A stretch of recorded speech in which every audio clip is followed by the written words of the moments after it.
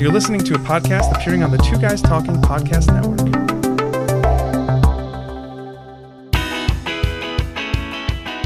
Welcome to the Green Gab Podcast, a place to gab with people rocking it in green. Green homes, green living, green companies. Join Marla, Esser, Cloos, the green home coach and author of Living Green Effortlessly, Simple Choices to a Better Home, and Tony Pratt, the Director of Builder Relations at The Sound Room. Here are your hosts, Marla and Tony.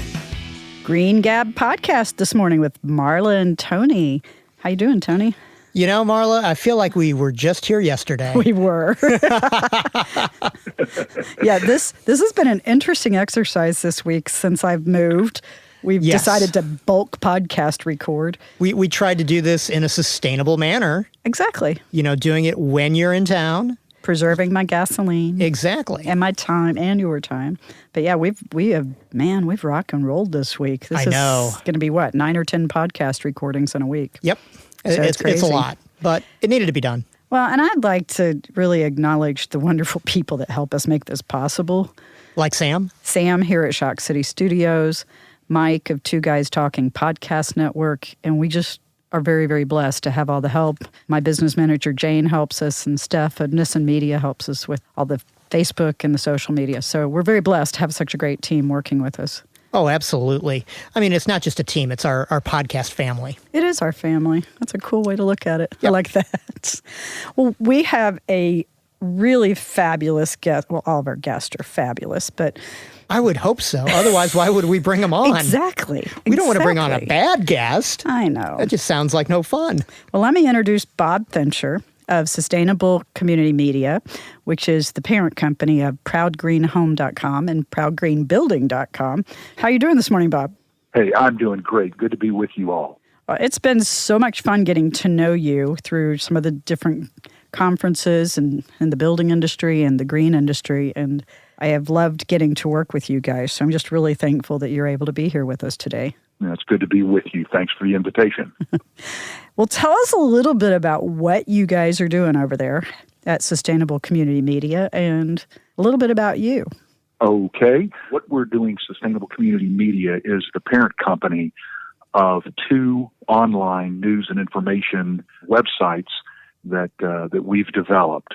Sustainable Community Media is the parent company, and the 2 websites that we've developed are ProudGreenHome.com and ProudGreenBuilding.com.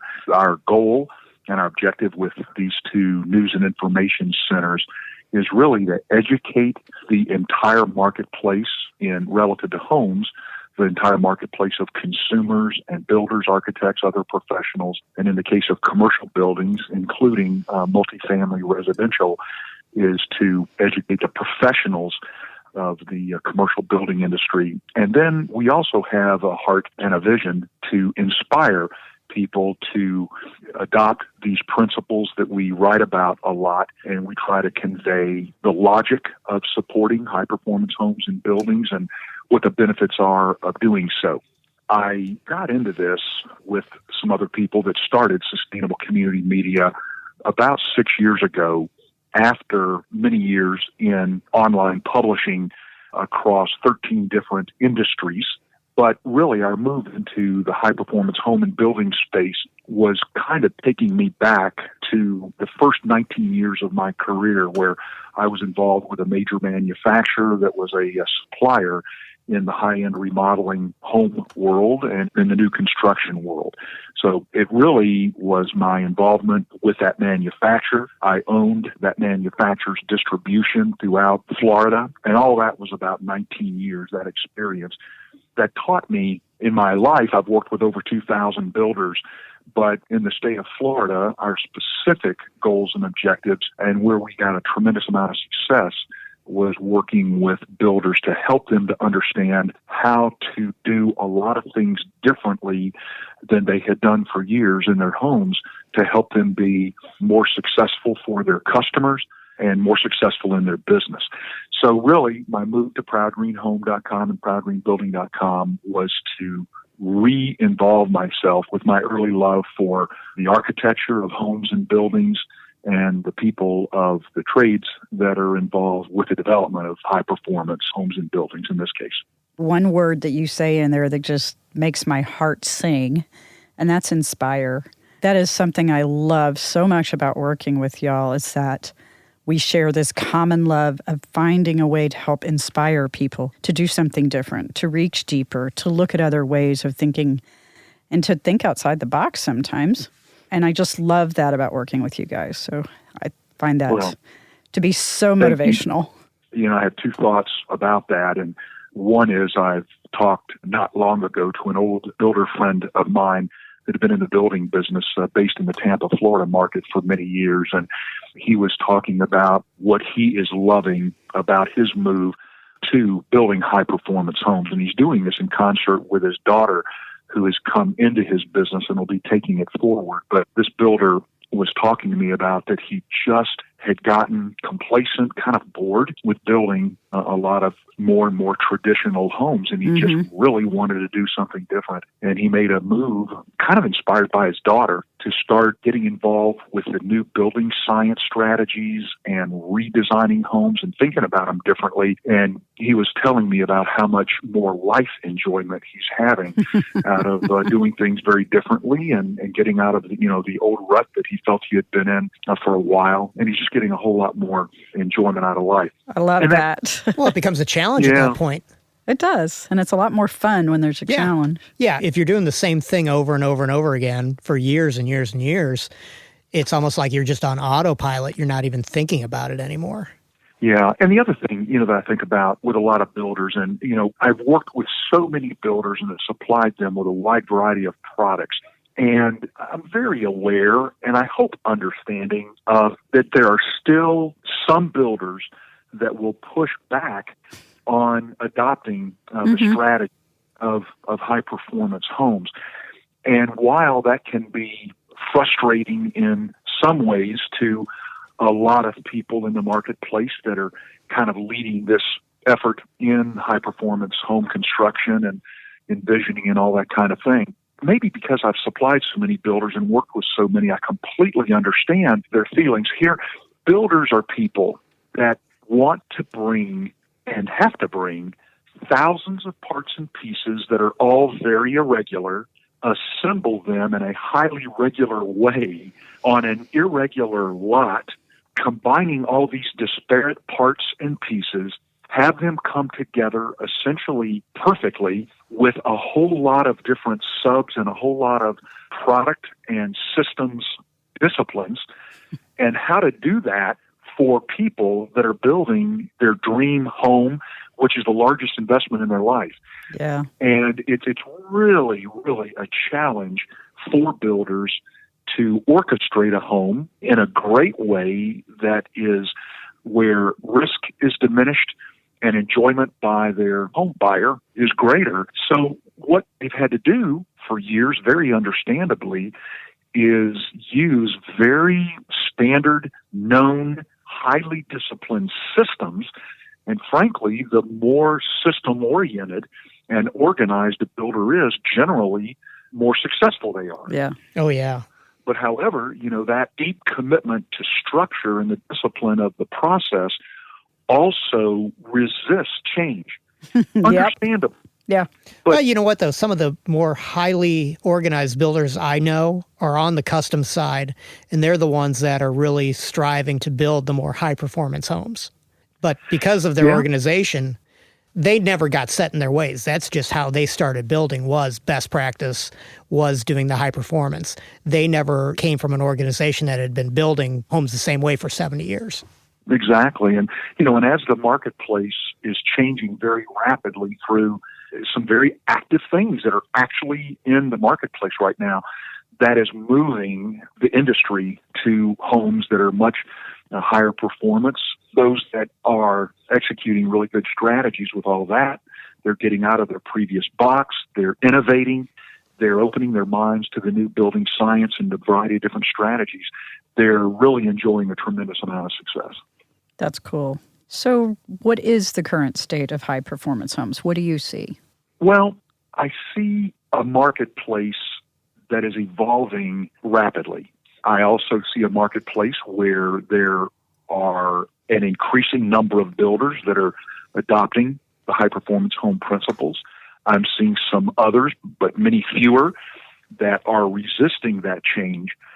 But underneath the marketplace, there are a lot of what we kind of think of in our company as mega trends that are just simply transforming the marketplace so that high-performance homes, as they're now evolving through those early adopters that want high-performance homes, we think in terms of the following trends that are causing high-performance homes moving through much greater acceptance and then will be absolute commonplace. First of all, the National Association of Home Builders did a study, and they reported not that long ago that in just 4 years, by the year 2020, 50% of all the builders in North America will be building more than 60% of their homes so-called green and sustainable and high performance.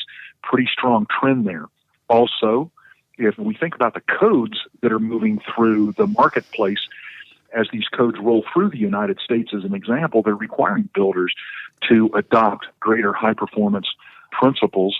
And then, of course, there are state mandates like in California and are being discussed in many other states throughout the United States, where they're literally going to be enforcing in the next few years that homes are moving rapidly toward net zero or net zero ready. We've got certifications of homes that are playing a larger part of how builders need to build their homes and market their homes so that there is some kind of a third-party certification that's backing up the probable performance of these homes.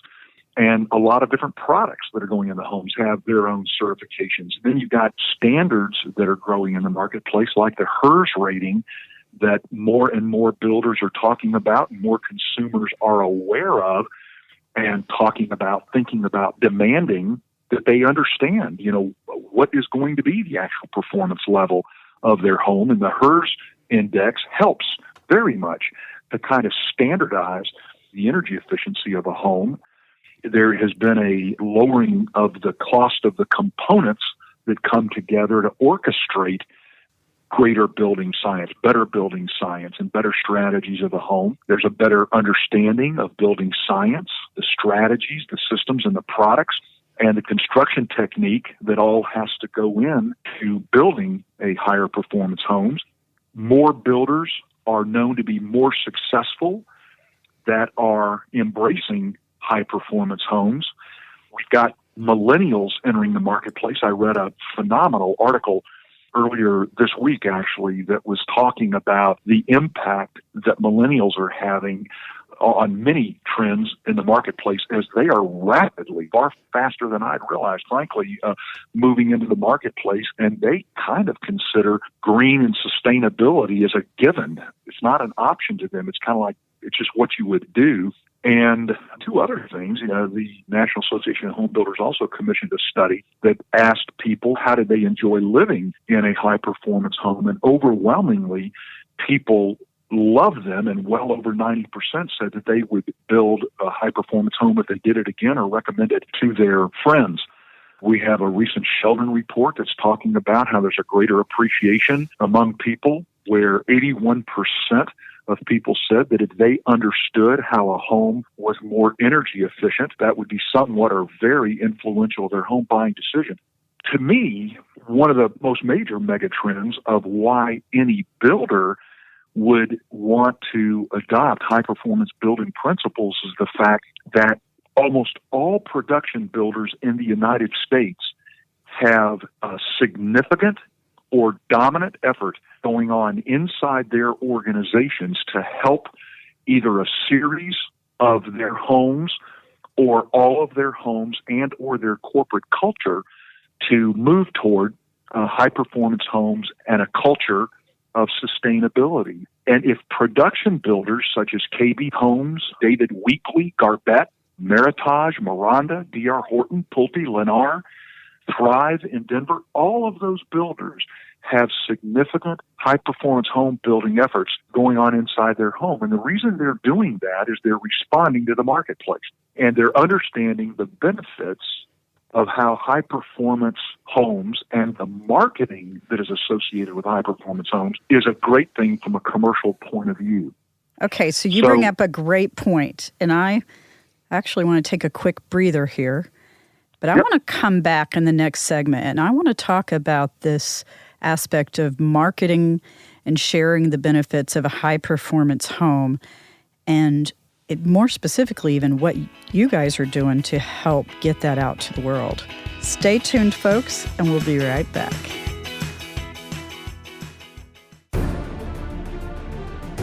Hi, this is Art Maines from Scammercast.com, where we educate, inform, and protect our elders and those who care for them on the Two Guys Talking podcast network. Wouldn't it be cool if your advertising could last forever? It can with perpetual advertising. Here's how it works. Unlike TV or radio ads, where every instance the ads are broadcast, they're only played once and lost forever.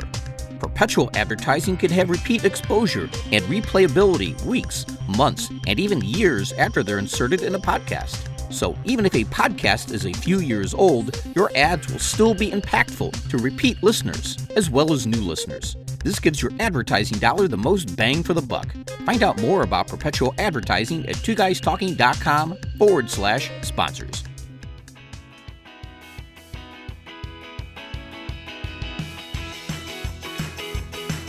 Hey, gabbing today on the Green Gab with Bob Fincher of Sustainable Community Media, and of course my co-host Tony. And Bob, this conversation about how the trends are really impacting high-performance homes is fascinating. And we kind of were touching on our break about how that is seen a little bit differently in different communities. And I think what everyone is looking to, and like so many trends, they tend to start oftentimes, at least in my viewpoint, in the metropolitan areas, a lot of times on the coasts, and then start working their way in. And here in St. Louis, even though we're a pretty major metropolitan, we're in the middle of the country, so we're not exempt from that. My new home where I live, Oklahoma City, a little bit smaller city, a little bit further away from some of those trends. So we're still seeing things evolve there. And I know you mentioned even your hometown was that way. Tony, we were talking about how this is viewed differently in like a city that hasn't necessarily seen that huge embrace of high-performance homes yet with their big builders. Oh, absolutely. I mean, we are lucky in St. Louis because we do have builders that are on the cutting edge. They build the high-performance homes, and that's all they build. Unfortunately, they are still the minority here in St. Louis, where since we don't have a large presence of national builders, we've always been a local builder first market. Mm-hmm. And when you look at housing starts per size of builders in St. Louis compared to other markets, you see it right away. So we have a lot of larger production builders that want nothing to do with sustainability and green building. And I've literally heard them say to members of the U.S. Congress that nobody wants this. But they're still instituting some of the practices that are inherent to high-performance homes. They just don't know it. They are, and that's only because the codes are making them do it in reality. Now, there are... and don't you think the market's driving some of that as well, though? Because homeowners and home buyers are becoming more savvy. Oh, trends are always going to push things. As Adam Smith once said, it's the invisible hand of the market. Yeah, it will push people in the right direction. Now, what I have noticed is there is one local production builder that is trying to differentiate themselves. Yeah. They used to build certified greenhouses when we had our own local certification program. Right. And then when we got rolled into the National Green Building Standard, they stepped away from the certifications. And that's really similar to what's happened in Oklahoma City. As the national programs got a lot more strenuous, the market there didn't feel it could tolerate it or wouldn't thrive in it, so they stayed at a lower level. But they're still pursuing some sort of certification, which is at least a step in the right direction. Right. I love that. Where this builder's not doing any certification anymore, they always continued to do those principles. So you would walk onto the job site, and I had a hard time telling the difference between how that house was built versus one of our custom builders that would build a high-performance home. That was certified. That was certified, exactly. So what do you weigh in on this, Bob? To me, it's simply, the maturing of a market. The various markets of North America have accepted high performance very much at different rates. But isn't that how change, happens pretty much inevitably, that some markets adopt somebody's got to be first. Faster, and some slower. Mm-hmm. But within all of that, I don't think anybody could question that there are more builders in all markets that are building greener and more sustainable and learning how to be more successful doing it. Sometimes it often begins with a custom builder or a semi-custom builder that is sometimes more nimble, faster on their feet, and sometimes more innovative.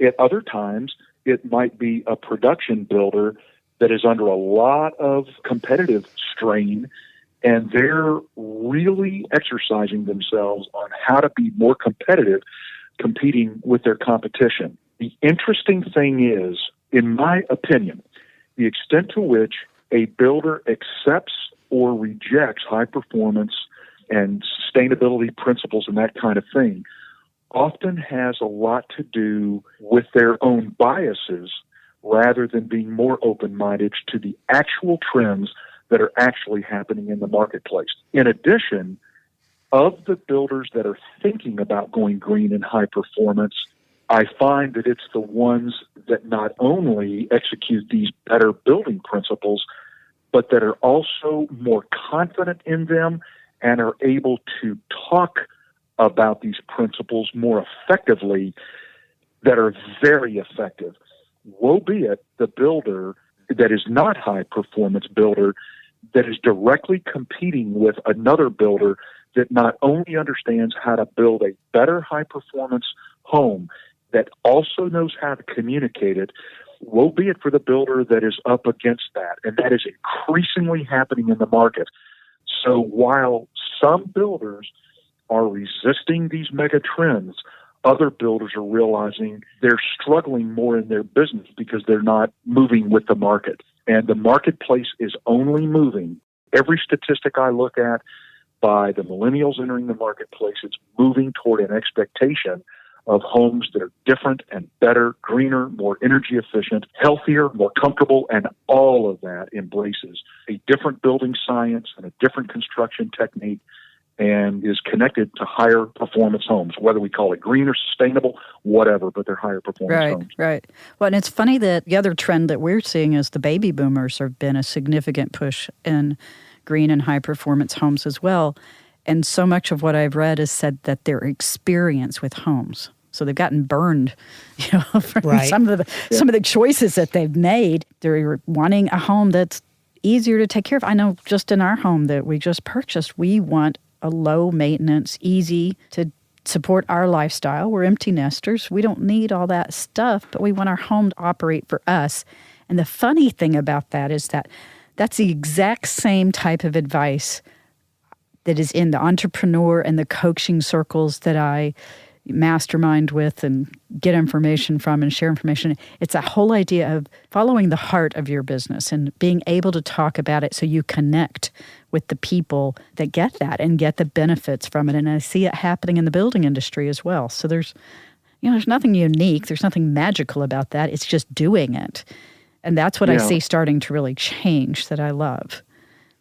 Yeah, and I always think about, I don't know if this is a perfect analogy, although I think it is, but years ago, working with Florida builders, I remember there was a day that we believed that if the builders in Florida began to embrace better kitchens and baths, if they would make decisions to adjust where they were spending money, adjust some of their strategies, and apply more interest, more excitement in their kitchens and master baths, there was a belief among a few that would help builders be more successful in marketing their homes.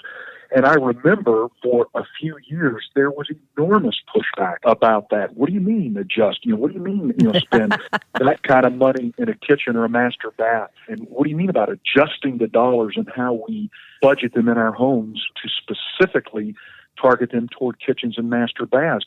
A lot of pushback, but it was when I saw a few builders in every one of the major markets of Florida, whether it was Miami or Jacksonville, Orlando, Tampa, Naples, the East Coast, whatever, when the few builders started really creating much more exciting and interesting kitchens and master baths. It seemed like it was almost no time, just a year or 2 or 3 or something like that, that every builder felt, gosh, to compete, we need to have a more interesting or exciting kitchen and master bath.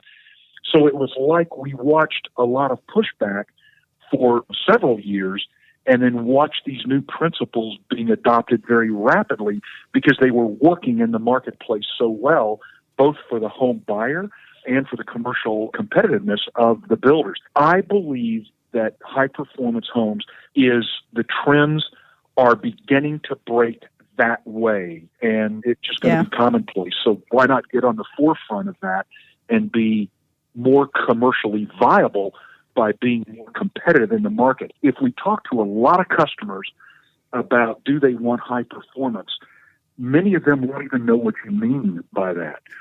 But if you take a different track where you listen carefully to their lifestyle and what things they might appreciate, and then if you just express the truth very well about more enlightened building science and more enlightened home design and those kind of things, then they often are very interested. But it is the point of view often of the builder. And we did a bunch of focus groups a few years ago, 6 focus groups, and we learned in those focus groups that it was really how the professionals in the marketplace communicated with prospects that could either make a difference in a builder being more successful, embracing high performance, or what was inhibiting them from being more successful. And had a lot to do with confidence level and ability to communicate the principles. Yeah, and of course the big step in good communication is listening, and I know that's scary for a lot of builders because if they listen, they may have to be able to connect the dots between what they offer and how to approach that with their customers. Well, if they listen, they might find out that they're not doing things the way the customers want it. Well, that too. Yeah, that's right. So, well, y'all have put together a white paper that addresses a lot of those issues and talks a lot about how high-performance homes can be built. And I want to take a quick break, but when we come back, I want to dive into that. Thought about a career in voiceover? Need a great, cost-effective, on-hold message for your organization or business? Don't know where to start? Check out The Voice Farm, your one-stop shop for voiceover needs. Check it all out now by accessing The Voice Farm at voicefarmers.com and see what difference can be made with a company that is truly outside the box. From the Voice Box, voicefarmers.com. That's voicefarmers.com. Hey, podcast fans. Ever wanted to learn sign language? How about learning more about the deaf and hard of hearing culture? Well, the time and effort has come to allow you to do just that. Don't miss the Interpreter's Toolbox podcast from Two Guys Talking. Great sign language vocabulary lessons, contests, stories, and more are waiting for you after you watch this new video podcast. Check out interpretertoolbox.com for more details and get cash and prizes for your comments now. It's all about life. interpretertoolbox.com.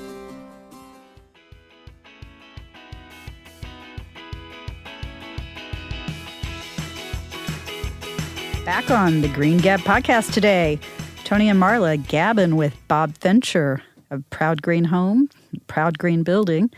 And Bob, we were just starting to kind of tip it off with the white paper that y'all have produced, and really would like to hear more about it and how you're getting it out to the world to help folks understand how high-performance homes are so doable and giving them good starting points.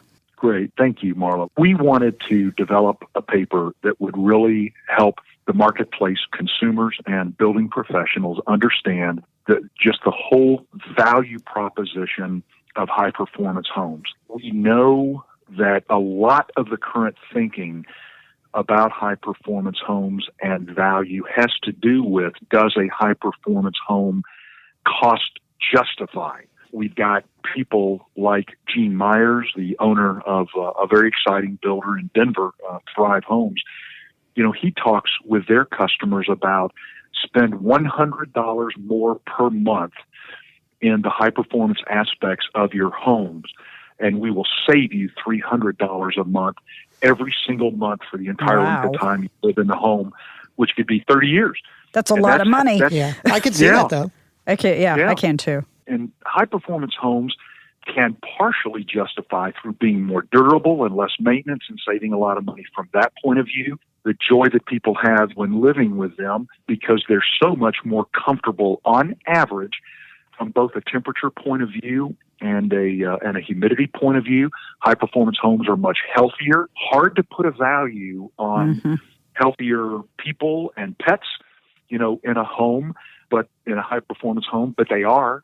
And I've not seen a study on how much medical costs someone may be saving living in a high-performance homes, but there are studies out there that reveal how high-performance homes distribute far less allergens in a home and many less respiratory problems in a high-performance home where the air's been carefully managed and the airflow and the air exchanges in a home. And then, of course, a high-performance home has significantly greater resale than a home that is not a high-performance home whenever the home is going to be sold. And increasingly, different areas of the country are what they're calling greening the MLS and having a variety of fields put into the MLS listing of homes to express the high-performance attributes of homes during a resale point of view. And if you're a home that really completes a lot of those fields in an MLS listing, it's just going to be a more sellable home. But the focus of the paper, High Performance Homes with No More Cost,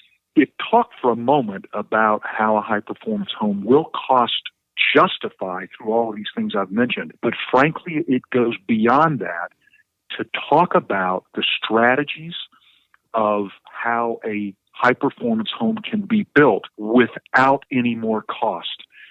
And I am aware of many builders around the United States that have reconceived homes so that through their reimagining a home or cost shifting of the budget in a home, that they are able to produce extraordinary high-performance homes without any more cost. And one might imagine... Wait. I'm going to stop you there because I want you to repeat that because that's huge. Because everybody thinks the most common myth I run into is that green homes are expensive and they cost more. So say it again. A high-performance home can cost more. Yep. Just like a home where the finishes are more sophisticated or elaborate compared to a home that does not have the level of finish that a different home can have.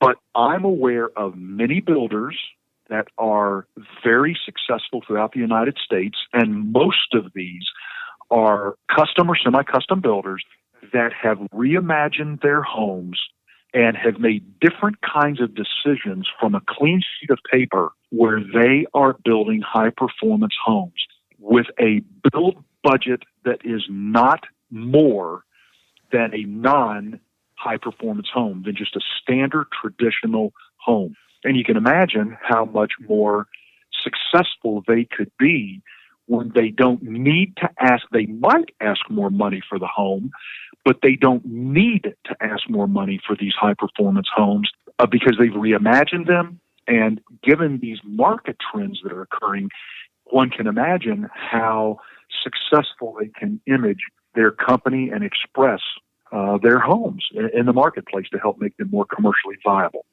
Well, and at that point, too, the real cost then becomes maybe the cost of the lot. That could be your variable cost. And also, like you said, the cost of the finishes. So somebody wants, granite countertops everywhere versus Corian or something like that. Well, that's a personal choice. And yet you're allowing the customer to make it without saying you're going to sacrifice the performance of the house. Yeah, exactly that. And to me, it really comes down to these following things with a home being reimagined. First of all, the strategy of the home, the conceiving of the home needs to be completely different initially. What is the design of the home?